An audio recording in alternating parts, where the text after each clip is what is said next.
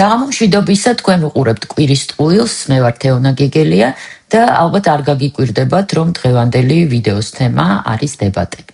უფრო ზუსტად, ვითომ დებატები.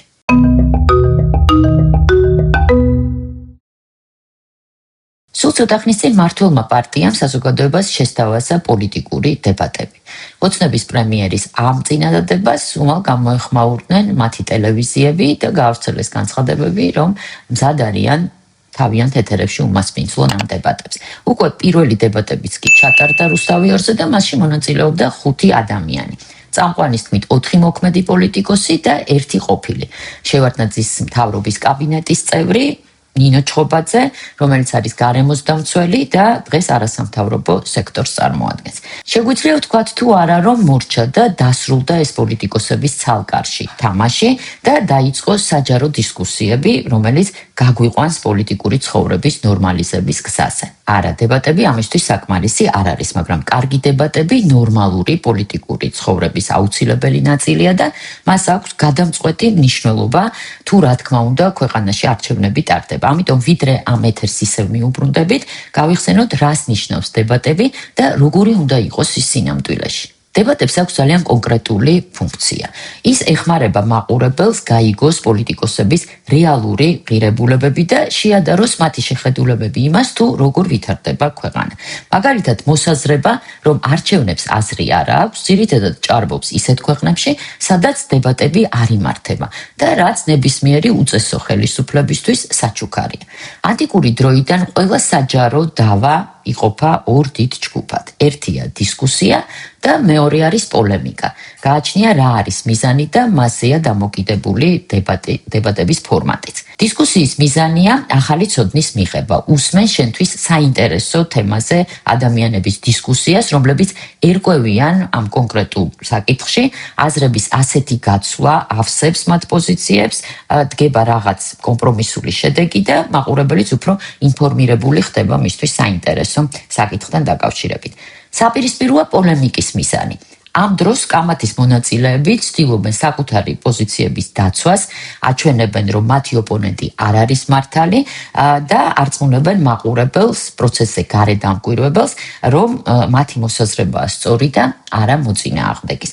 პოლიტიკურ და სოციალურ პრობლემებთან დაკავშირებული დავების უმრავლესობას აქვს პოლემიკის, ანუ კამათის ფორმა. კიდევ უფრო მარტივად რომ ავხსნათ, თუკი თქვენ გინდათ იკამათოთ მეგობართან, რომელი პარტიის პროგრამა ჯობია, ან მეზობლებთან, ღირს თუ არა დაყენება სადარბაზოში მაგალითად სათვალთვალო კამერის, ამისთვის თქვენ გჭირდებათ პოლემიკა. იმიტომ რომ ამ დროს თქვენ ცდილობთ მოიმხროთ, რაც შეიძლება ბევრი ადამიანი თქვენი პოზიციისკენ. მაგრამ თუ მაგალითად გინდათ გაიგოთ თანამედროვე მედიის მონეტიზაციის რა მოდელია უკეთესი, ფასიანი გამოწერა თუ რეკლამა, მაშინ გჭირდებათ დისკუსია, რადგან თქვენ ეძებთ საუკეთესო გადაწყვეტას და ვინმეს მომხრობა თქვენი მიზანი არ არის. პოლემიკის ტიპის დებატებში მონაწილეობს 2 მხარე ძალიან განსხვავებული პოზიციებით. ოღონდ იმისთვის, რომ კამათი კარგი გამოვიდეს, ეს პოზიციები ნამდვილად უნდა განსხვავდებოდეს ერთმანეთისგან. ყველაზე სანახაობრივი ფორმატია 1-1-ზე კამათი, მას საერთაშორისო ტერმინითაც აღნიშნავენ, უწოდებენ ლინკოლნ დუგლასის დებატებს. ეს იყო ერთ-ერთი ყველაზე კაშკაშა პოლემიკა ამერიკის ისტორიაში აბრაამ ლინკოლნს და სტივენ დუგლას შორის 1858 წელს. ზოგჯერ თითოეული მხრიდან შეიძლება მონაწილეობდეს 5 სპიკერი, მაგრამ ეს არ არის მოსახერხებელი მაყურებლის დასარწმუნებლად. და თუ მიზანი ამ მაყურებლის დაბნევა არ არის, მაშინ როგორც უკვე ვთქვით, 1-1-ზე პოლემიკა ყველაზე კარგია. მსოფლიოში არსებობს დებატების უამრავი ფორმატი და რეგლამენტი, როგორც პოლიტიკური, ასევე საგანმანათლებლო მიზნებისთვის. დასავლეთი და შეერთებული შტატები არის ადგილი, სადაც დებატების ორივე ფორმა გავრცელებულია და იქ მას აქვს სისტემატური ხასიათი და ეს ძალიან მნიშვნელოვანია. საქართველოში არც ერთი ამ ტიპის დისკუსია, ამ ტიპის პოლემიკა არ არსებობს დიდ პლატფორმებზე. დებატები კი კარგია, მაგრამ კარგია ინტერვიუც, რეპორტაჟიც, ჟურნალისტური გამოძიებაც, თუ მედიის მფლობელები ამ ფორმატებს არ იყენებენ პროპაგანდისთვის. ციფრულ ეპოქაში თანამედროვე ავტოკრატიებმა, რომლებიც ყველა დიდ მედია პლატფორმებს აკონტროლებენ ხოლმე როგორც წესი, ძალიან კარგად მოარგეს თავიანთ მიზნებს, ყველაზე კარგი მედია ფორმატებიც კი. ასეთ ქვეყნებში სულაც არ არის აუცილებელი დებატები საჯარო უამრავ ინტერესს ემსახურებოდეს. პირიქით, კარგად მოდელირებული დებატები პროპაგანდისტვის შესანიშნავი ინსტრუმენტია, ამის უამრავი მაგალითია თანამედროვე რუსეთშიც, ყოველ შემთხვევაში ბოლო დრომდე ასე იყო, თავისი მმართველი პარტიის წევრებით, მათი სატელიტი ოპოზიციური პარტიებით, ჟირინოვსკით და ლიბერალი იავლინსკის მონაწილეობითაც კი, მაგრამ რუსეთის შედეგები სახესე გვაქვს. ეხლა საზოგადოების რა მოცულობის ჯგუფებს, რა სიდიდის ჯგუფებს წარმოადგენდნენ რუსთავი ორის დებატების მონაწილეები. ფორმალურად ერთი წარმოადგენდა ხელისუფლებას პაპუაშვილი. სამი ოპოზიციას, აქედან ორს ნეიტრალურ საქართველოს და ხალხის ძალას არასდროს მიუღია ცალკე არჩევნებში მონაწილეობა.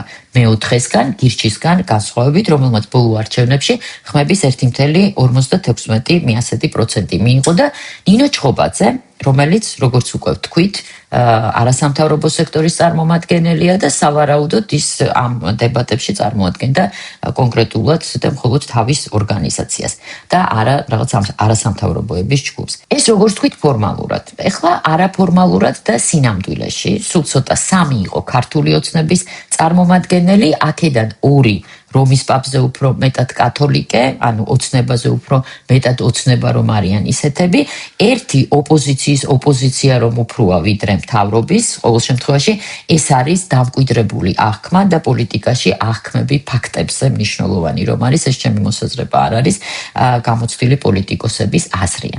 და ერთი სტუმარიც იყო NGO-ს წევრი. და ესენი ყველანი აი ამ ყველაფრის გათვალისწინებით, რაც ზემოთ ვილაპარაკეთ, იყვნენ ხელისუფლების ტელევიზიის გადაცემაში, რომელიც რა თქმა უნდა მიყავდა ხელისუფლების მიმართ უკეთილ განწყობილეს წამყვანს. ნორმალურ გარემოში ეს ფაქტებიც კი საკმარისი იქნებოდა იმისთვის, რომ მაყურებელს გადაცემა დებატებად არ ჩაეთვალა. იაგო ხვიჩიას რამდენიმე რეპლიკა მეც ძალიან მომეწონა, მაგრამ დებატების რეალური ამოცანა არ არის მისი მონაწილეების ენამოსწრებულობის დემონსტრირება. როგორც უკვე გითხარით, ზემოთ ქვეყნის პოლიტიკურ, სოციალურ, ეკონომიკურ და ყველანაირ ცხოვრებაში დებატებს და ნამდვილ საჯარო დებატებს აქვს გადამწყვეტი მნიშვნელობა. ის აუცილებელია ქვეყნის წინსვლისთვის და განვითარებისთვის, ნორმალური განვითარებისთვის, შორს რომ არ წავიდეთ, ის რაც საქართველოში დღეს ხდება და რაც არავის მოსწონს ოცნების ამომრჩევლის ჩათვლით, ამის ნათელი მაგალითია. ეხლა რატომ არ იმართებოდა აქამდე დებატები საქართველოში და ვისი ბრალია ეს? აქ ისეთი სიტყვები, როგორიც არის ალბათ, შესაძლოა, სავარაუდოდ, საჭირო არ არის, პასუხი არის ცალსახა, რომ ეს არის ხელისუფლების, ანუ ქართული ოცნების ბრალი. ყველა ქვეყანაში პოლიტიკური ცხოვრების სტანდარტს, ატმოსფეროს და დემოკრატიის ხარისხს აყალიბებს ხელისუფლება. რაც შეეხება კონკრეტულად ოცნებას, უნდა გავიხსენოთ თუ როგორ იცვლებოდა ამ პოლიტიკური ძალის მედია პოლიტიკა და დამოკიდებულება დებატების მიმართ ხელისუფლებაში მოსვლის შემდეგ. 2018 წლამდე, რომ აღარაფერი ვთქვათ მათი ხელისუფლებაში მოსვლის დასაწყისზე, ოცნების კოალიციის წარმომადგენლები ოპონენტებთან დებატებში ალბათ თუ კარგად მონაწილეობდნენ. მე თავად მიყავდა გადაცემები, ჯერ ტელეკომპანია მაესტროში და შემდეგ იმედზეც, მათ შორის დებატების ფორმატის გადაცემების და კარგად მახსოვს, რამდენად მრავალფეროვანი იყო მაშინ გადაცემებში მონაწილე პოლიტიკოსების სპექტრი. სხვა საქმეა ხარისხი, მაგრამ ხარისხს, როგორც ვთქვით უკვე, სისტემატურობა სჭირდება. მეტიც იყო დრო, როდესაც ნაციონალური მოძრაობის წარმომადგენლებს თხოვდით ხოლმე იმედის გადაცემებში მონაწილეობას და არ მოდიოდნენ, ან სულ რაღაც პირობებს აყენებდნენ, რადგან იმ დროს მათაც ჰქონდათ თავიანთი დიდი პლატფორმა რუსთავი ორის სახით და ასპარეზი. მიუხედავად ამისა, პლატფორმები არსებობდა და ბევრ სხვა მიზეზთან ერთად ესეც უწყობდა ხელს იმას, რომ ქვეყანაში არ იყოს სიტუაცია ისეთი რადიკალიზებული, როგორიც ის არის დღეს. 2018 წლამდე ოცნების რეალური მმართველიც ივანიშვილიც კი მართავდა რაღაც პერიოდულობით შეხვედრებს მედიის წარმომადგენლებთან და მიუხედავად იმისა, რომ ეს ინფორმაციულად ძალიან მოსახერხებელი ფორმატი არ არის, იქ კითხვის დასმა შეეძლო ყველა ჟურნალისტს, ყველა მიწვეულ ჟურნალისტს, იწვევდნენ მას, ვისაც ამის სურვილი ჰქონდა და ისინი შეკითხვებსაც სვამდნენ. ვისაც არ ახსოვს ამის დამადასტურებელი ბევრი ვიდეო არის ინტერნეტში და შესაძლებელია ამის მარტივად ნახვა. მაგრამ 2018 წლის შემდეგ ეს იყო სალომე ზურაბიშვილის არჩევნები, მმართველმა პარტიამ მედია პოლიტიკა რადიკალურად შეცვალა და დაიწყო იმ პოლიტიკის გატარება, რასაც ნაცმოძრაობა ატარებდა თავისი მმართველობის ბოლო მეორე ნახევარში და ინერციით ხელისუფლებიდან წასვლის შემდეგაც. ეთერებში მონაწილეობას რომ ვთხოვდით, ზემოთ გითხარით. ამის შემდეგ ოცნებამ ნელ-ნელა მოიპოვა კონტროლი ყველა დიდ სატელევიზიო პლატფორმაზე, რუსთავი 2-ის ჩათვლით ბოიკოტი გამოუცხადა მცირე ზომის კრიტიკულ არხებს, რის გამოც ბუნებრივად დაიწყო ამ პატარა ტელევიზიების მარგინალიზება. შექმნეს ფაქტობრივად პოლიტიკოსთა სიები, რომელთაგან ზოგის გამოჩენაც კი აიგრძალა სახელისუფლებო არხებზე. მოკლედ დაიწყო ცალკარში თამაში და პროპაგანდისტული მონოლოგების სერია, ხელისუფლებაც და ოპოზიციაც საკუთარ არხებზე საკუთარ თავებს ელაპარაკებოდნენ. Სუსტად ასე მოქმედებდა ნაცმოძრაობა სააკაშვილის მმართველობის ბოლოს, როდესაც გადაწყვეტილების მიმღებ პოლიტიკოსებს, მთავრობის წარმომადგენლებს არ აგზავნიდა კრიტიკული მაესტროს ეთერში. თუმცა მათი პარლამენტის წევრები, მათ შორის მაღალი რანგის მოხელეები, ბაქრაძე, წერეთელი, მაჭავარიანი და სხვები, ჟურნალისტთან ერთ-ერთზე ინტერვიუს ფორმატებში ხშირად, მაგრამ მაინც მოდიოდნენ ხოლმე. ოცნების ტელევიზიები გადაიქცნენ ერთის ხმის ტელევიზიებად და საბოლოოდ პროპაგანდის მძლავრ ინსტრუმენტებად. ჭიათურაში დღეს მორიგი საპროტესტო აქცია გაიმართა საინიციატივო ჯგუფის შეხვდა, რომ მოთხოვნების დაკმაყოფილების მიზნით რადიკალურ ზომებს მიმართავენ, მათ შორის სპეციალური დამშვენების მოწყობას, ასევე აპირებენ აკონტროლონ ტრანსპორტის გადაადგილება იმისთვის, რომ ჭიათურიდან ნედლეულისა და სხვა მასალების გადაღება შეფერდეს. დღევანდელ აქციაზე პირველად გამოჩნდნენ გერმანიის მარქსისტ-ლენინისტური პარტიის წარმომადგენლები, რომლებიც ჭიათურაში მიმდინარე აქციებს სულ მხარდაჭერას უცხადებენ. ამ კავშირზე ღიად საუბრობენ საინიციატივო ჯგუფის წევრები, მათ შორის არის ტალიო მიქაძე, რომელიც ადასტურებს, რომ მათგან ფინანსურ დახმარებას იღებენ. თუმცა სწორედ უცხო ქვეყნიდან მიღებული დაფინანსების გამო რამდენიმე დღის წინ ადგილობრივებმა საინიციატივო ჯგუფი მწვავედ დააკრიტიკეს და საქმიანობას უმდობლობა ფიზიკურს ასევე ფინანსურ დახმარებას გვირდებიან, არაერთჯერ დაგვხმარებიან და კიდევ მომავალში გვირდებიან, რომ დაგვეხმარება სოლიდარობა ვიწყდებენ, როგორც მათგან ფიზიკურს ასევე ფინანსურ დახმარებას გვირდებიან, რომ არაერთჯერ დაგვხმარებიან და კიდევ მომავალში გვირდებიან, რომ დაგვეხმარება და ეს ყველა კიდეული მათგან გამოგზავნილი ევრო არის ღია, რომ მარდება ლუკმად დაადგა სკელზე გადმორიცხული 5000 ევრო და ბინების შემაძენიეს ჩემად მოწინააღმდეგეებმა თანხით, ეს თანხები მოხმარდა და მოხმარდება ჭიათურელი მოსახლეობის ჰუმანიტარულ დახმარებას. გერმანიის მარქსისტ-ლენინისტური პარტია არის გერმანიაში მუშათა ერთადერთი პარტია. ჩვენს უმრავლესობას წარმოადგენენ მუშები. ეს არის საკმაოდ დიდი პარტია. არა იმდენად დიდი, რომ რევოლუცია მოახდინოს, თუმცა საკმაოდ დიდი. ჩვენ მხარს ვუჭერთ ისეთ ბრძოლებს, როგორიცაა მაღარუელების ბრძოლა. ჩვენი მიზანია ადამიანების გაერთიანება, რათა შევძლოთ მსოფლიოს შეცვლა მუშების სასიკეთოდ. ეს იქნება ნამდვილი სოციალიზმი. თუ მუშები გაერთიანდებიან და ერთად იბრძოლებენ, ისინი მსოფლიოს მართვასაც შეძლებენ. ყველა ქვეყანამ უნდა იმუშაოს ერთად და გააზიაროს გამოცდილება და მოსაზრებები. დღემდე ოცნება ამ ჟურნალისტიკას უწოდებს პლურალისტულს და წარმატებულს და ის, რომ ვიღაცას ამ პარტიიდან დღეს დებატების იდეა გაუჩნდა, რთულია არ აიხსნებოდეს ისევ პროპაგანდისტული მიზნებით და არა საჯარო ინტერესით. ბევრად დამაჯერებელი იქნებოდა საჯარო ინტერესის ზრუნვა, რომ ხელისუფლებას უარი ეთქვა ამ პოლიფონიაზე რეალურად გაეხსნა საკუთარი ტელევიზიები, ყველა ფორმატი და თავადაც მიიღო მონაწილეობა კრიტიკულ არხებზე დებატებში, ან თუნდაც ერთ-ერთზე ფორმატებში.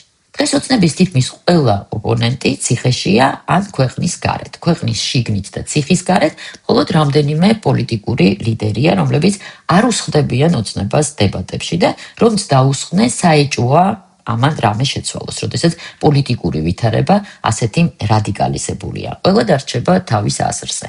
შეუძლებელია ეს ოცნებას არ ესმოდეს და წინასწარვე არ სცოდნოდა, რომ პარტიების უმრავლესობა მის მოედანზე მისივე წესებით თამაშს არ დათანხმდებოდა. მაშინ რაში სჭირდება მას ეს ეგრეთ წოდებული დებატები?